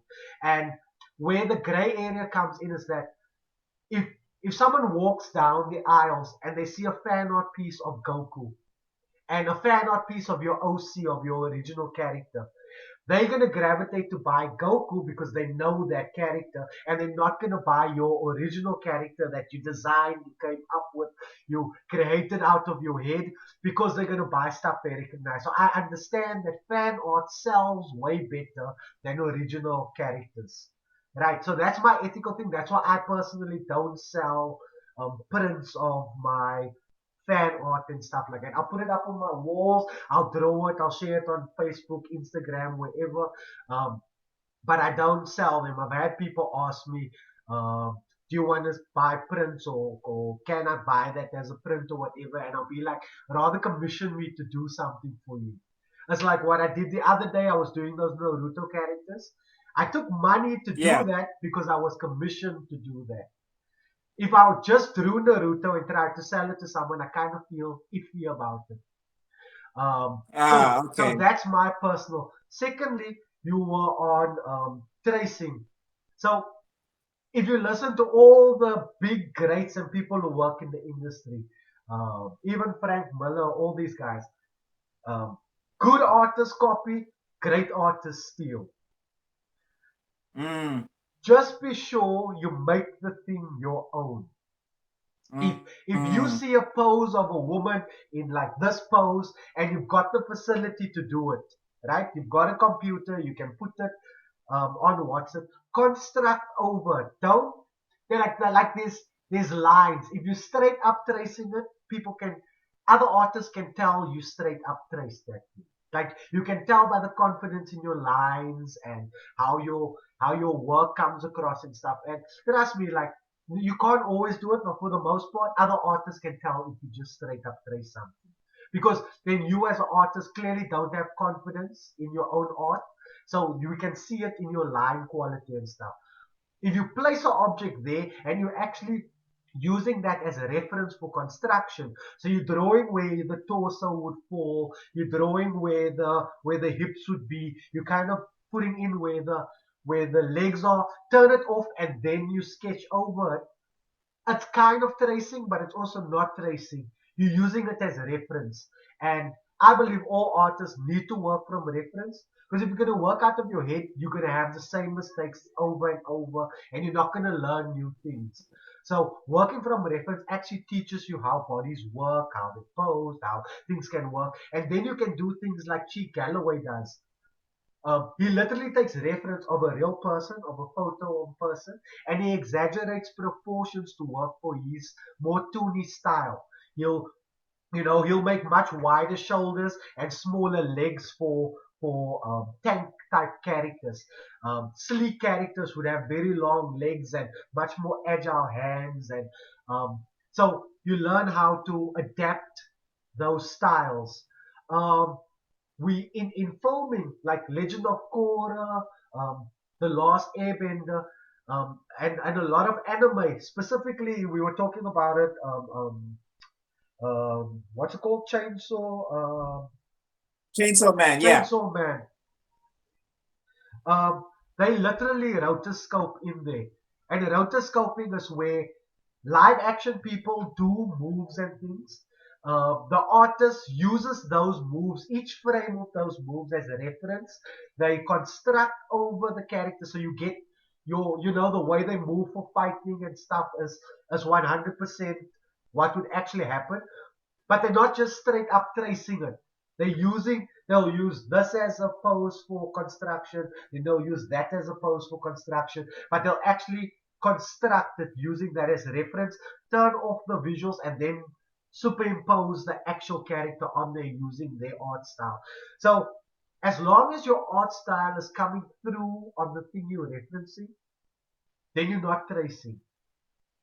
Mm, You know what I mean? okay. Okay. It's like Because some people. one of my favorite people in the world, one of my favorite people in the world, Butch Hartman, Yeah, right? Who made Fairly Odd Parents and yeah, everything. They actually had him for a Comic Con Africa interview, and I was like, I just wish I was the one doing the interview because one day I think we need to discuss Comic Con Africa because I feel like that team they need some input, like they need some internet savvy people to help them with certain things because yeah, some of the moves that they're making, it's not that they're bad, it's just that they can do more. yeah. So like some of the moves that I have in my head, like one of the things I would have done if I was interviewing Butch Hartman, I know this is a side, I'll get back to my point, but one of the things that I would have asked him about is the Noog Network because I know that's something big that he was pushing on. So Yeah. Noog Network is where he started doing a bunch of whole new shorts. It's a whole new app, and you get to see a bunch of original animations from Butch Hartman and all of Okay. that stuff. So they never asked him about that. They just asked about the typical Fairly Odd Parents, Danny Phantom. Yeah. I would have wanted to push more to find out more stuff on what he was doing now. But it's extended, yeah. That's Journey. that's besides the point. Anyway, getting back to Butch though. So Butch was doing commissions, and what's this? It said that he was tracing, and there's a lot of there's a lot of corroborations of him like trace. Other artists are saying that look, he traced this or Yeah. whatever. And the thing that was confusing for me is that I don't know if people were basing it on the pose because when I looked at the commission and when I looked at what he was doing, it yeah, the pose was similar, sure, but like the color and the style and Butch Hartman's techniques were on the thing, but a lot of people were saying that this is straight up tracing. So that's why I got a little bit confused. Because Yeah, for but me, I like for me, the people that I look up to and the people that I like and whatever, I'm not saying everybody's perfect. If Butch Hartman has done something, he's done something. It doesn't detract from my love for Butch Hartman because I can't like those cartoons are part of the cartoons that I grew up with, yeah. type of thing. But like, if he's done something, then he's done something. Okay, I'm not, but I don't think it's cancel worthy in particular because people are paying for the Butch Hartman brand more so than the actual art itself, in my opinion. Whatever, The but question is, yeah, that was was he one of making money from that piece? You know what I mean? Was he making money from the piece? Did he sell it? Did he sell the piece, and to what extent did he change the piece? You know what I mean? yeah, yeah. So I mean, like again, for me, I don't like. I'm just still developing my eye. Hmm. Like I'm still like learning how to see and all of that stuff, so I don't know if I have the expertise, but it's just as a person who's like learning and trying to start developing his own comic books and everything of that Yeah. nature. The reason that's why I was interested in like this particular topic because it was not to talk about Butch Hartman in particular because I mean there's people who have covered that in total detail and they know much more than I do and whatever. And I'm not saying that I'm blinded by my love for Butch Hartman because I Yeah. do love Butch Hartman. I would easily take pictures with him. I'm not going to pretend like if Butch Hartman didn't want to have an interview with me, I'm going to say no. Yeah. Like But but at the same time, it all depends on your level of iffy. What makes you feel iffy? You know what I mean? Like it's subjective to yeah. everyone, and because okay, let me not use that word. I was gonna say snowflake culture, but because we have a world of keyboard warriors, like you as a professional, whenever, even if you're an actor, if you're an artist, if you're putting yourself out there, you always stand the risk of um, someone treading on your toes. I remember one day, and I just needed to ignore it later on, but it kind of rubbed me. I did some fan art for Kwezi, that Yeah. one, actually that one, and Oh, the punch. yeah, Okay, I uh, see it now. and someone online was like, oh, that attire doesn't feel Zulu at all, and he's kind of just in the sleep. You kind of just ripping off Black Panther. And I was like, look, everything's stereotype. Oh. Like you want to sit there and kind of answer it. It's like, oh, he's just a variation of Black Panther. And it's like, sure, he's wearing a full skin tight suit with a little neckband thing on. Sure, he does. I was kind of playing into it, but why do I need to explain this to him, to a person who's gonna try and be a troll about something?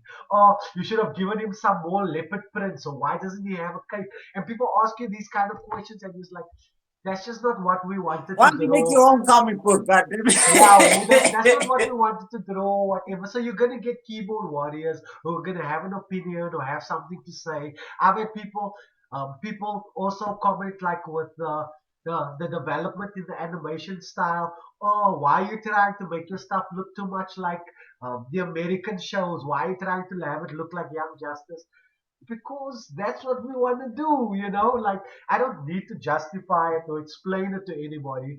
um, I love to interact with fans and people who have opinions, and I'm definitely keen to hear it, but you have to take that stuff with a grain of salt as well. And um, the No, same I thing mean, the yeah, same thing comes there's a down. line. Yeah, and the same thing comes down to plagiarism and stuff like that. If now the other day on Instagram, I posted a picture of like a little owl I drew while I was sitting in a meeting, right? Um, Obviously that owl, I drew it from a picture. I had a little screen open on my screen, and I drew it on a piece of paper. Is that copying? Is that plagiarizing? Am I plagiarizing a photograph because I redrew it? When Yeah. when someone like Loiso goes and has a photo shoot and shoots takes photos of the people and then paints them on massive portraits, is he plagiarizing the photograph? You know, or if a Yeah. if a photographer does take professional pictures for him, it's nice for him to say, "Oh, as per reference by the photography of so and so." That's courtesy, but you don't always need to fall in. I don't think so. And um, if something feels not right to post, or something feels like um, I drew this straight up from this person. If I take a drawing from Cheeks Galloway and I draw it in my comments, and I drew Cheek Galloway Superman, but I drew him in exactly the same pose and exactly the same thing Cheeks drew, and I literally put it on my Photoshop and traced over it, I'm gonna feel bad about posting that, because I just traced it. But if I use Cheeks' style and I draw that same Superman in a different pose, color it in his exact color style, then I can say, oh, look at the Superman I drew. I was feeling Cheeks Galloway today, or Cheeks Galloway inspired me to draw this guy in this style, or something like that. Or I saw an artist and I did this, but I still made it my own. But if you're doing it, Mm. like even when you write the article, plagiarizing is to steal the thing word for word. But you can take that article and change it up a bit and make it your own, then it's not plagiarizing anymore. So you need to draw your own conclusion and lines with what is stealing and what you feel comfortable sharing or not. I think like the thing is for me, like one thing I did a lot is I started studying like what's this Quizzy. I started Yeah, studying like Quizzy panels and how they did the anatomy and all of that stuff. I started studying Super Striker stuff and yeah, how you guys did the anatomy and everything just to see if I could break down all of that stuff. yeah. And then I would take some of those poses and then I would superimpose like Neon Wave, like the character design, how I made the costume and all of Perfect. that stuff. So I didn't feel like I was copying. I just Wow. felt like I was using pose to help make my character I type do of thing. That's I do Oh, sorry, go absolutely. Look, ahead. I'm going to be honest. As a professional, I do exactly the same thing. I'll find something from an art style or a character in a pose or something I like. Someone standing with a gun like this or something like that. I've got a picture of Domino that I drew from the Deadpool movies, but that version of Domino. Yeah. And I have Zazie Beats with a gun like in the foreground like this, and that pose was actually from an image I found on Google, right? And use that image almost completely as a reference, but I turned the character into Domino. I don't feel guilty about doing that. I can say it in front of you because I feel I'm willing to tell you that I reference very strongly from a photo I found online. If you ask me for my reference, I'll share all those things. The pictures of Zazie Beats' face, the picture of that random stock photo that I found of the person with the gun, show you how similar it is, but I still made it my own. And I don't feel bad about that. Some people might be like, ooh, that's very close to the original. Sure, it is, but I drew it. I put my own spin on it. I feel confident with the changes I made, so I'm happy with that. And you might still get trolls and keyboard warriors. Can you really draw if you are referencing so strongly? Of course I can. Of course I can. It's a shorthand now.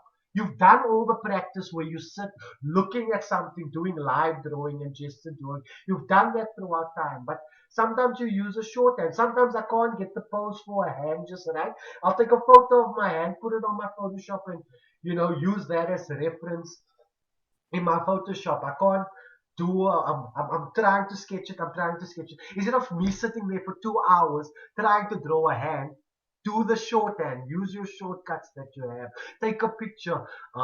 Professionals, literally guys who work on Batman comics, Jim Lee, Greg Capullo, all these guys, they have cameras in their offices. They take pictures of them in action poses and things because all poses you can't conceptualize in your head.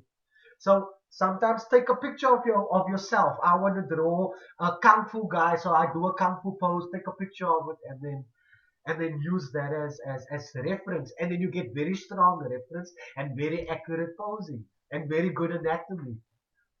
So use the shorthand, but don't use it as a shortcut. Use it as a learning tool. Oh, okay. Because yeah, that's the thing. Like for me, because since I'm like learning and I'm right now I'm deep diving into the bone structure and I'm deep diving into like the torso muscle groups and all of Yeah, that stuff and the back muscles and everything.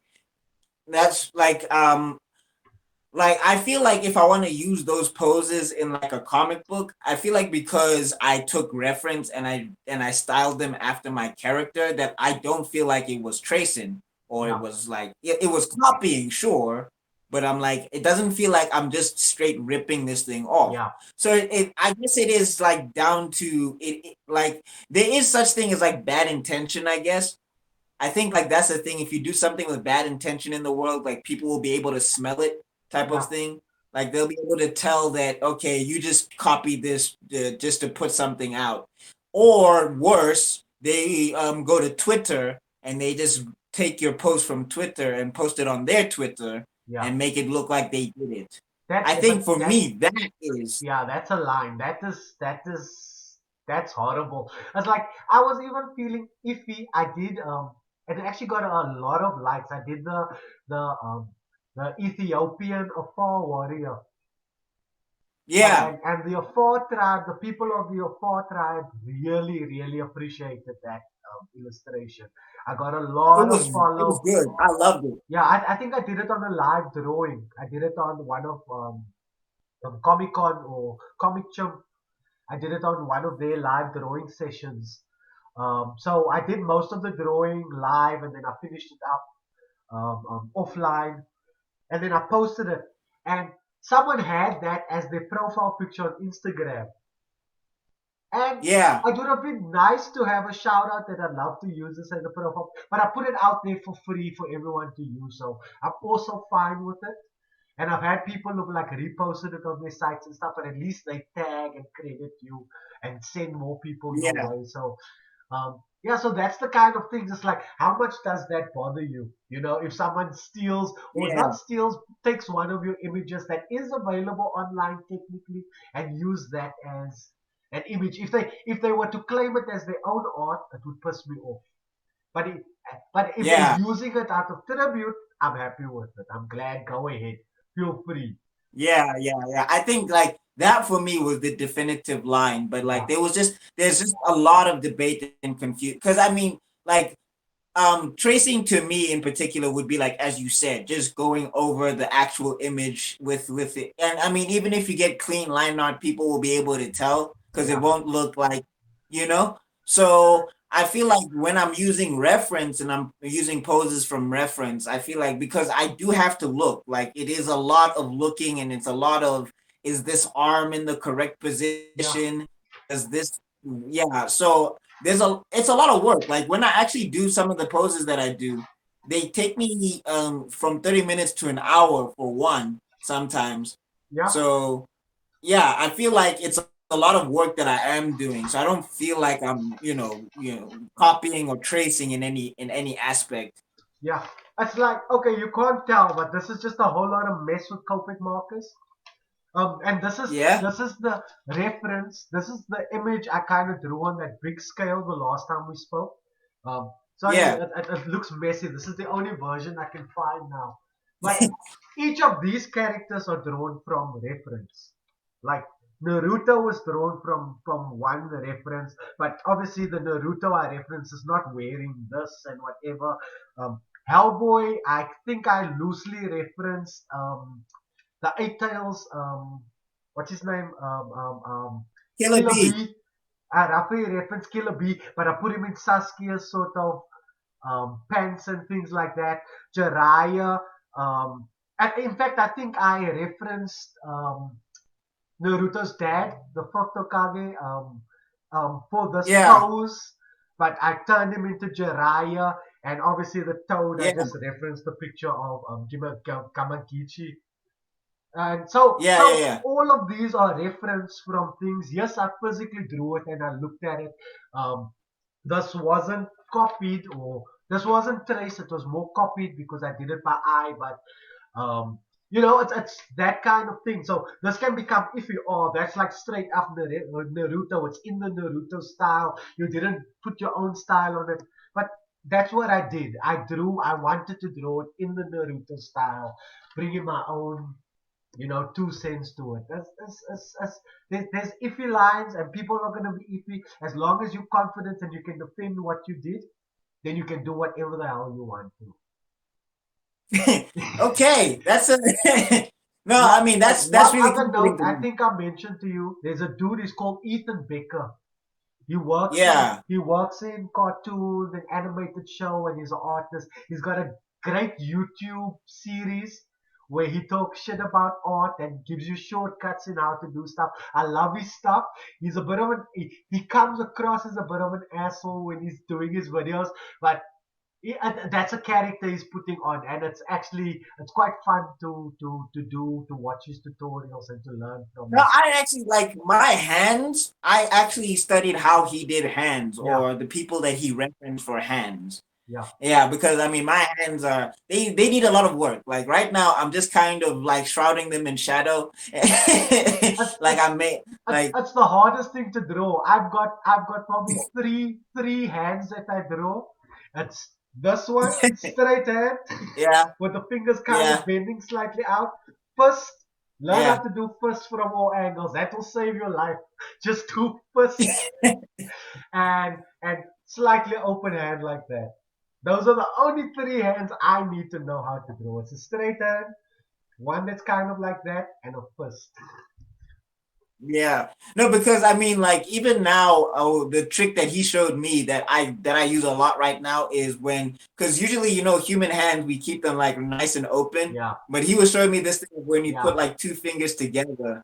So I've started doing a lot of that now, where I just have like two fingers randomly together, and all of that stuff You, because I know you, that's an animation trick. you'll So see I love Ethan you'll Becker. see in some of the striker books, like I didn't illustrate very many striker pages, but I inked quite a few, and here and there I illustrated some from the later comic books. You'll see if you see the characters with mutton hands, that's me. Yeah.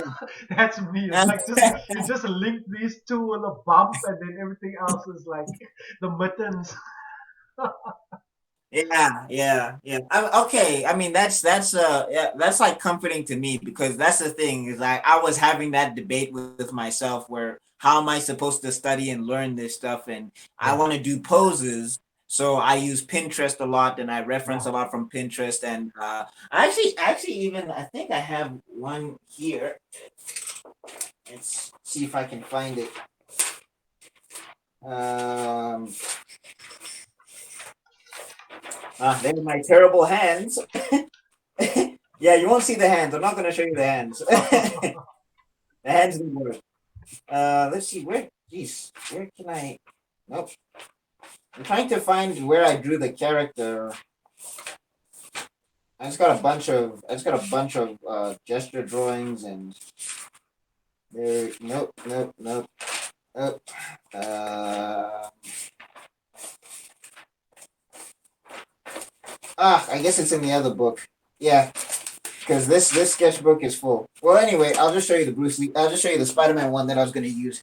So anyway, so I drew this, and I was gonna turn that into my character.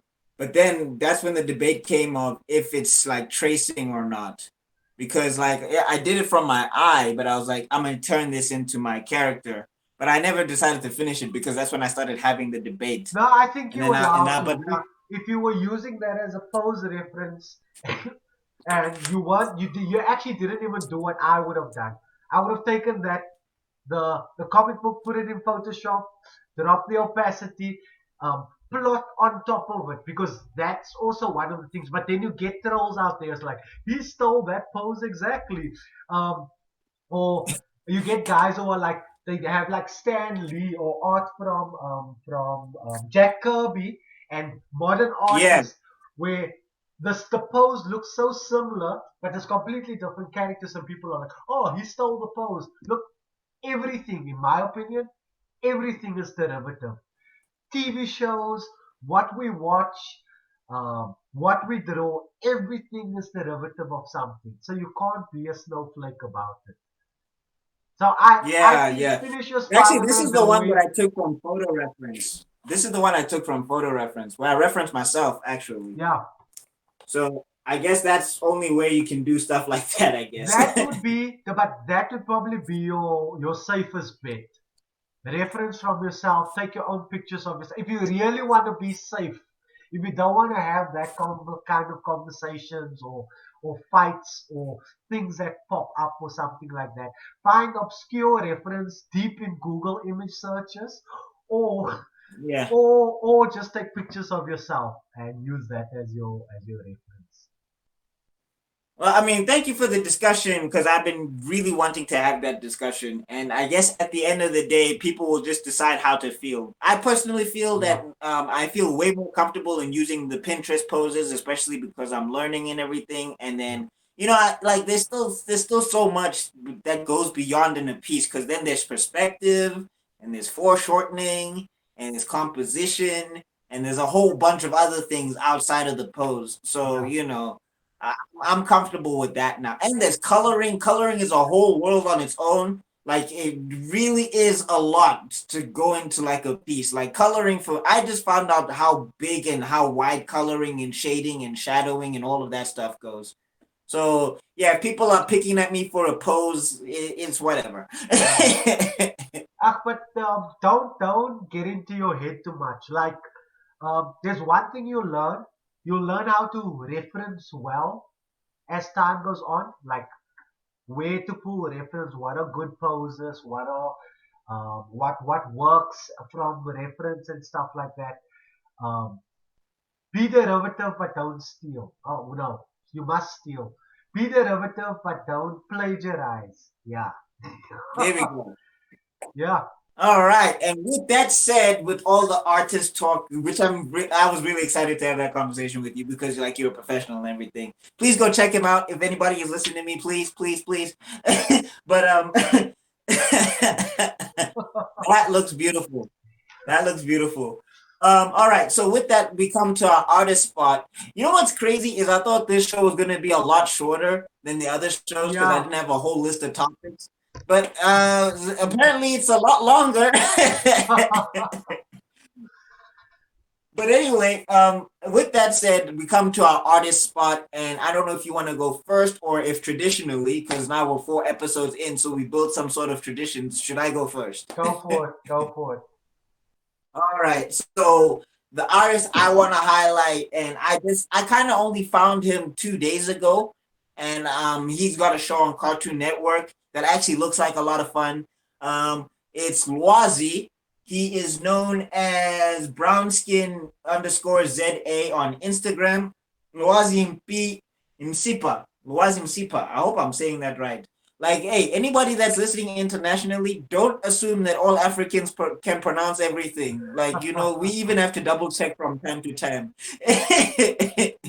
So, Luazim Sipa, yeah. Yeah, brownskin underscore ZA on Instagram. He's got a Cartoon Network show called My Cartoon Friend.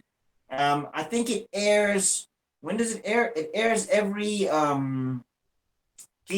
airs every Thursday. Every Monday. Monday.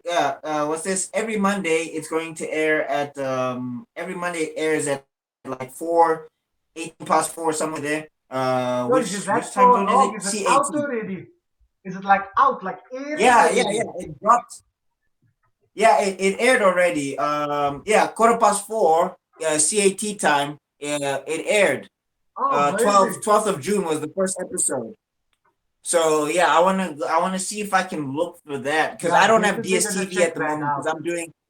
I'm doing a lot of streaming stuff. I wish you put it on a streaming platform because maybe it would have been easier to access, Yeah. but it's on Cartoon Network, which is a really dope thing. So yeah, I'm excited to see that. And he's also got this running series called what I just want to get the name right. Oh, Nurse Tandy, which is very, very funny. Would I you love Nurse would you Tandy. mind just double checking his Insta handle? Because I'm actually looking for it. I'm not finding it.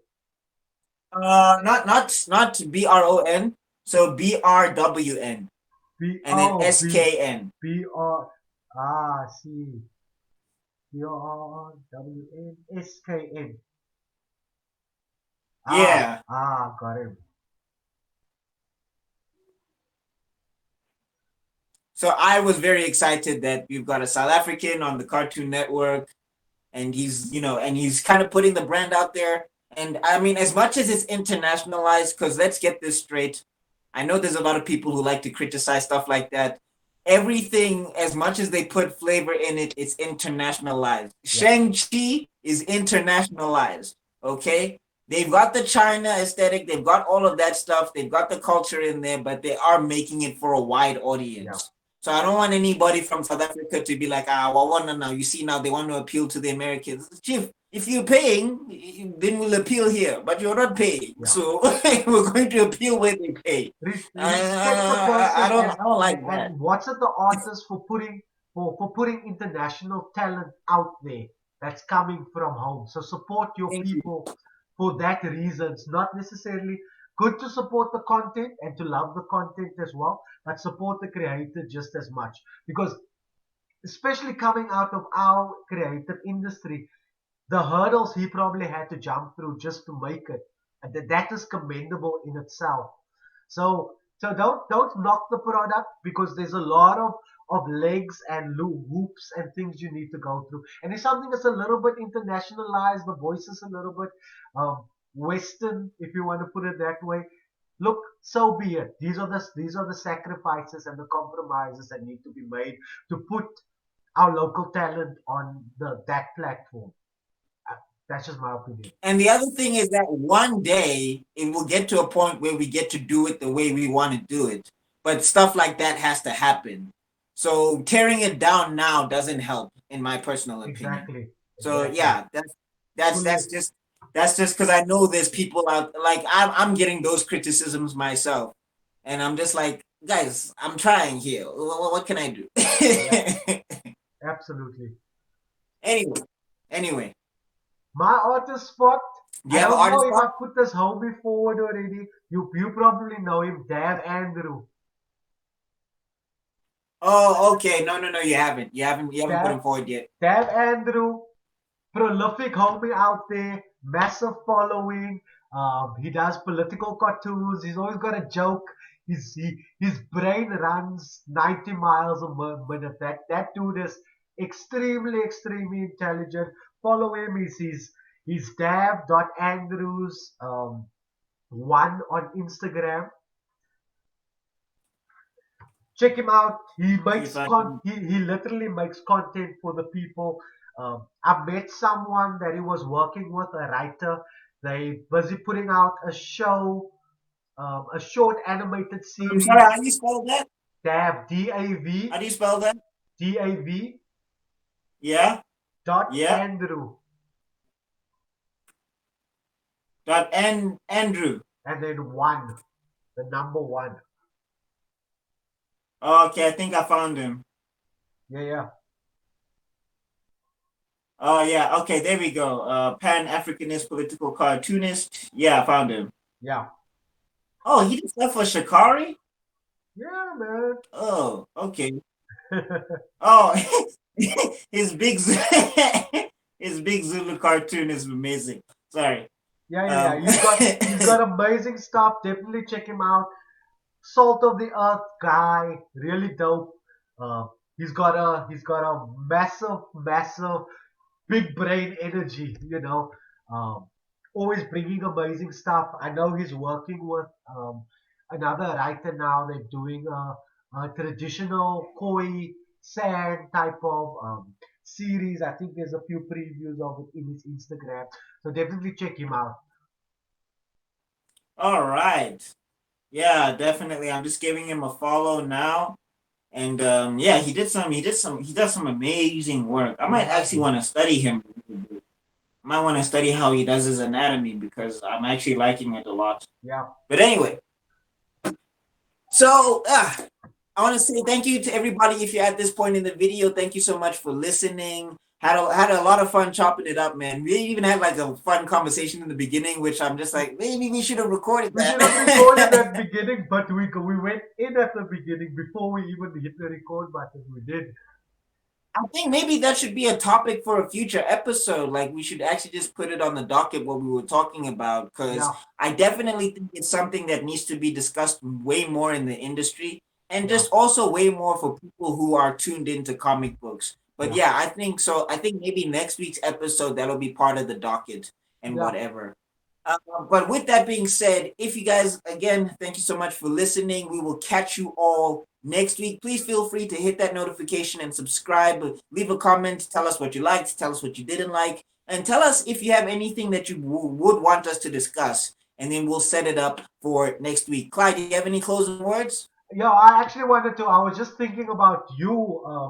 You gave a dope shout out to myself and Luiso when you were talking about the government and um, giving content creators the space to work and the funding they need to make things happen.